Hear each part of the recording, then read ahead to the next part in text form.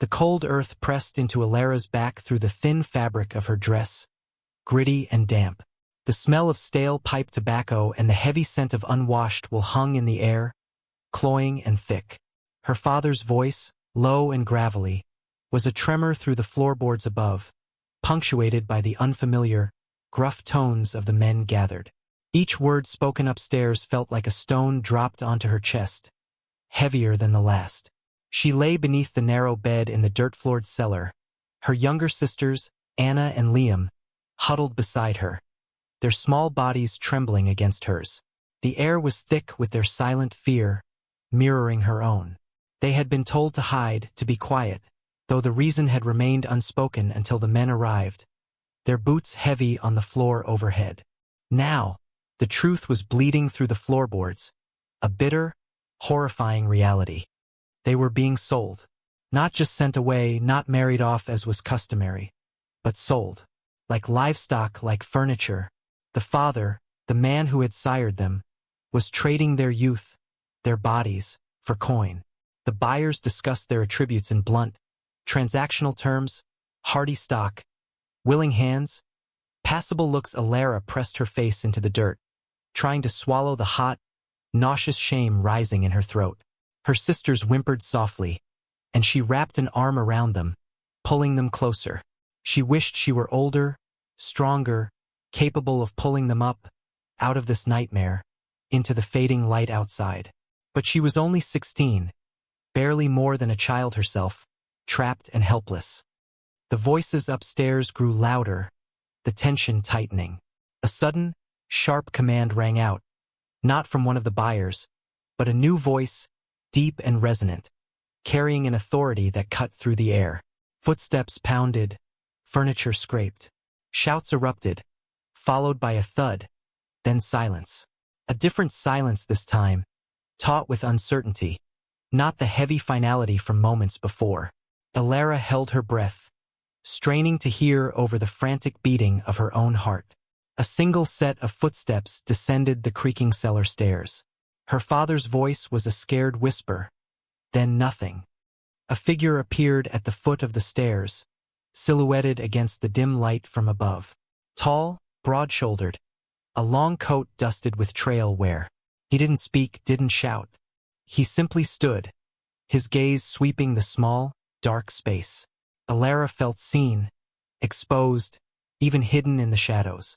His eyes, when they found their hiding place beneath the bed, held no cruelty, no lust, only a weary kind of assessment. He knelt slowly, pushing aside a discarded crate. He didn't reach for them. He just waited. "Come out," he said, his voice quiet, deliberate. "It's done. You're not going with them." Alara hesitated for a long moment, the instincts of fear warring with a flicker of something else. Hope? Relief? She couldn't name it. But the man's presence was different. There was a stillness about him, a stark contrast to the boisterous, avaricious men upstairs. Slowly, she crawled out from under the bed, pulling her sisters with her. Anna, small and pale, clutched her dress. Liam, the youngest, blinked up at the stranger, her thumb finding her mouth. The man stood fully now, revealing a face weathered and serious, lines etched around his eyes. He wasn't young, but his movements were sure, powerful. He looked like the land itself, hard, unforgiving, but with a deep, quiet strength. He didn't offer comfort, didn't explain. He simply turned and ascended the stairs, expecting them to follow. Alara, clinging to her sister's hands, cast one last look at the cellar, the place where her life had been reduced to a price, and followed the stranger into the uncertain light above. The smell of the harsh world outside hit her then, clean and cold, a stark contrast to the foul air of the cellar, a promise of something, though she couldn't yet tell if it was salvation or merely a different kind of captivity. They rode west, the stranger, Silas, leading the way on a sturdy bay horse. The three of them huddled together in the back of a wagon he had procured somewhere. The wagon was piled with supplies, sacks of flour, dried meat, blankets, tools. It felt like preparation for a long journey, not just an escape. Silas rarely spoke, his focus fixed on the trail ahead, his gaze sweeping the horizon with unnerving vigilance. When he did speak, his words were short, practical commands. Hold tight, eat, sleep. There was no softness, no attempt at reassurance. Yet his presence was a constant, solid thing between them and the empty, vast landscape. Alara watched him, trying to decipher the man who had intervened, the man who now held their fates in his capable, calloused hands. Why had he done it? Was he kin to the buyers? A rival? He carried a rifle with practiced ease. His shoulders held a quiet tension that spoke of readiness, of a life lived on the edge of danger. The sisters remained mostly silent too, cowed by the enormity of what had happened and the quiet intensity of their rescuer. Anna would sometimes bury her face in Alara's side, tears silent and warm against her skin. Liam, after the first day, started to tentatively watch Silas, her initial fear replaced by a child's simple curiosity. Silas never offered a smile, never met their eyes for long, but Alara noticed things. He ensured their blankets were thick enough against the biting night cold. He shared his limited water supply without complaint. He stopped to show Liam a particularly interesting rock formation once, pointing with a gloved finger before returning to his watchful silence. These small acts, devoid of sentimentality, built a fragile bridge of trust. He wasn't gentle, but he wasn't cruel. He was simply responsible. Days bled into a week. The landscape grew harsher, more sparse. They were heading deep into unsettled territory, far from the farms and villages they knew. The thought of returning to their father, to that life, was unthinkable. But where were they going? Alara finally gathered the courage to ask one evening as they huddled around a small, carefully built fire. "Where are you taking us?" she asked, her voice thin in the vast silence. Silas didn't look up from cleaning his rifle. "Somewhere safe," he replied, his voice low. "Somewhere you won't be sold." He finally met her gaze, his eyes serious. "I knew your mother. A long time ago. Made a promise, that was all he offered. A single thread connecting him to their past, to a mother Alara barely remembered. Promise. It wasn't much, but it was something solid in the shifting sands of her uncertainty. "What will happen to us?" she pressed, needing to know the shape of their future, however grim. Silas put his rifle down, looking into the fire. "You need protection, security. This world. It's hard on women alone." He paused, choosing his words carefully. "I've made arrangements. Found men who need partners. Honest men. They'll provide for you.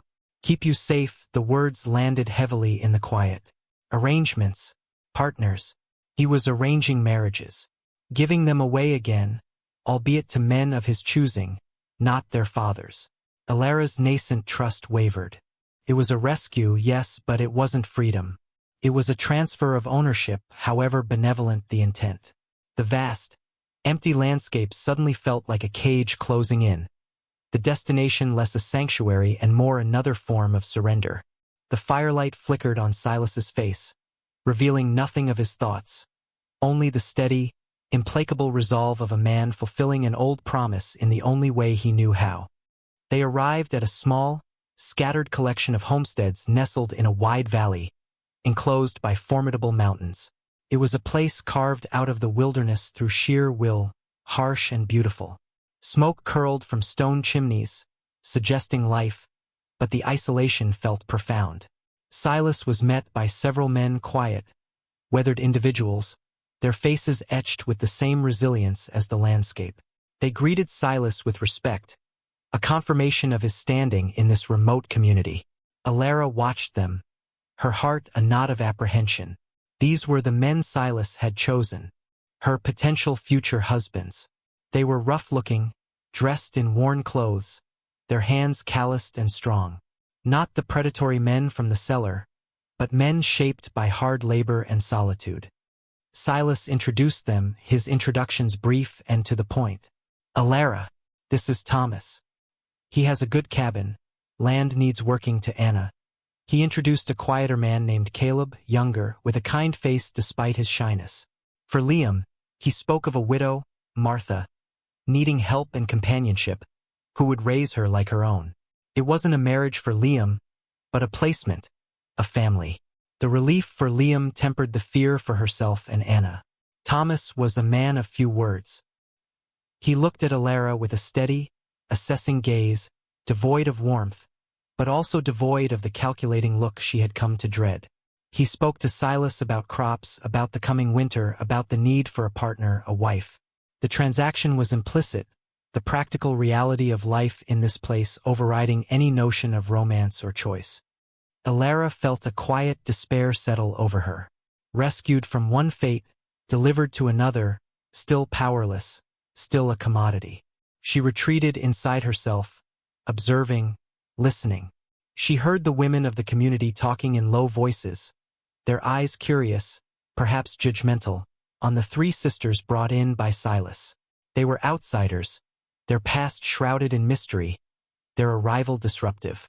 The air crackled with unspoken questions, with the harsh judgment of a community that had little room for vulnerability or perceived impropriety. The true antagonists weren't just the father or the buyers, but the unforgiving world itself, the constant struggle for survival that left little room for softness or compassion, the societal structures that valued women only in certain roles. One evening, a tense exchange occurred.